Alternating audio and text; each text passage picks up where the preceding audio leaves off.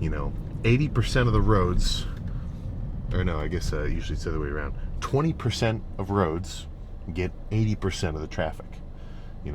20% of your carpet in your house gets walked on 80% of the time. So with the working out, 20% of the let's just say knowledge of the space is going to account for 80% of the results. So what I'm getting at is you could really try to improve your approach, your style, your workout split, your everything, but there is such thing as diminishing returns. So you can sit here and we always think of hitting muscles specifically. If you had an arm day and you only did triceps, dude, you need to dedicate the same amount of time to biceps. So I mean, we look at our back and often it's we just say back, or maybe we split it up, we say lats and traps, but there's a million different little things going on in there, right? There's your lats, there's your traps, there's your kind of teres, little like rhomboid looking stuff that's kind of right behind your rear delt. I mean, there's just a lot of different moving pieces.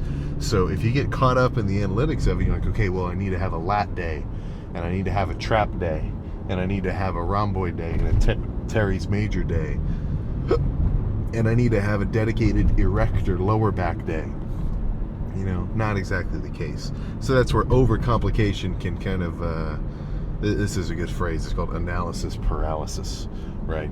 And I don't see it much, honestly, in the real world, and that's where I gotta kind of back off a little bit. I feel like every freaking time I get in the car, I'm saying the same stuff about how people are kind of overcomplicating their routines and everything.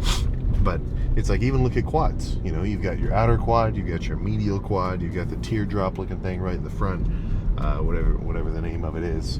So guys are, I gotta do leg extensions for the medial head, and I gotta do wide stance leg press for the outer head, and then I gotta go narrow for the teardrop. And I'm like, yeah, I'm not saying that's wrong or anything, but if I do some leg extensions and like a decent leg press, or the hip press I was doing last leg day, and I go nuts, my legs are gonna be freaking cooked.